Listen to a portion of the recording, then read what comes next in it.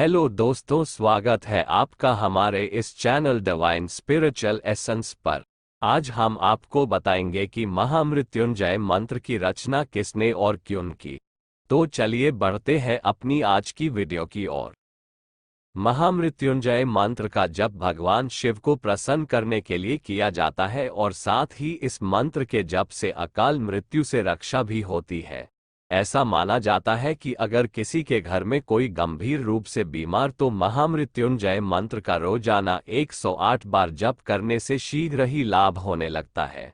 इसके साथ ही महाकाल की पूजा के साथ ही रोजाना इस मंत्र का जप किया जाए तो जातक के ऊपर से अकाल मृत्यु का भय दूर होता है।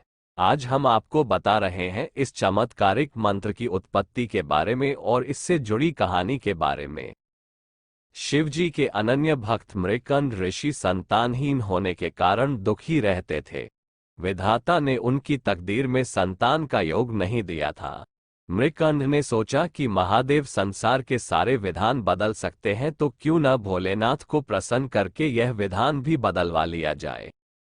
फिर मृकंड ऋषि ने घोर तप करना आरंभ कर दिया। भोलेनाथ मृकंड के तप का कारण जानते थे, इसलिए उन्होंने शीघ्र दर्शन न दिया, लेकिन भक्त की भक्ति के आगे भोले बाबा को झुकना ही पड़ा। महादेव प्रसन्न हुए।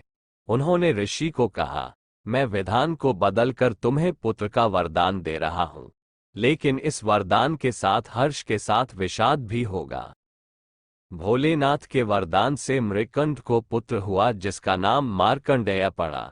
ज्योतिषियों ने मृकंड को बताया कि यह विलक्षण प्रतिभा का धनी बालक अल्पायु है। इसकी उम्र केवल 12 वर्ष है। ऋषि का हर्ष विषाद में बदल गया।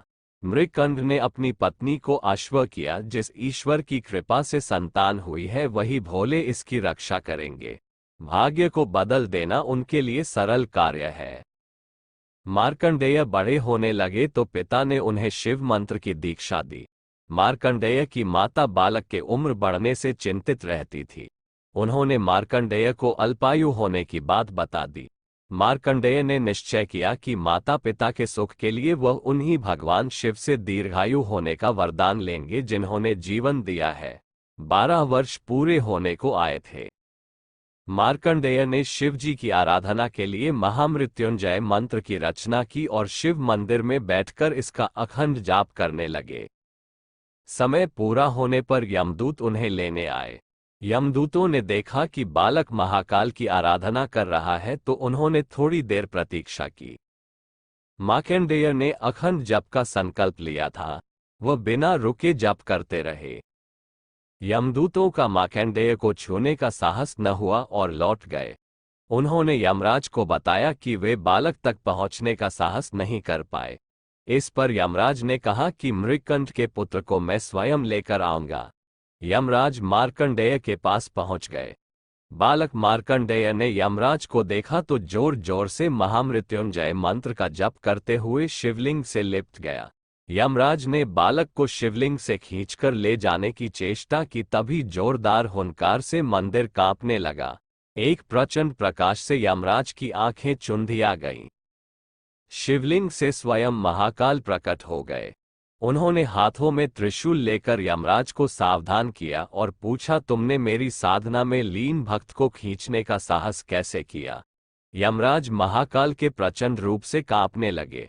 उन्होंने कहा, प्रभु मैं आपका सेवक हूँ। आपने ही जीवों से प्राण हरने का निष्ठुर कार्य मुझे सौंपा है। भगवान का क्रोध कुछ शांत हुआ तो बोले, मैं अपने भक्त की स्तुति से प्रसन्न हूं और मैंने इसे दीर्घायु होने का वरदान दिया है। तुम इसे नहीं ले जा सकते।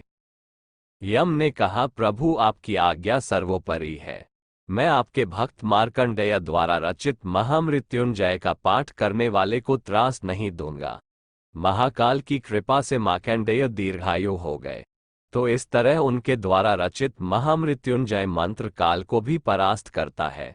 तो ये थी हमारी आज की वीडियो, जिसमें हमने आपको बताया कि महामृत्युंजय मंत्र की रचना किसने और क्यों की। तो अगर आपको हमारी वीडियो पसंद आए तो इस वीडियो को लाइक और शेयर करें और साथ ही साथ हमारे चैनल को सब्सक्राइब करना ना भूलें।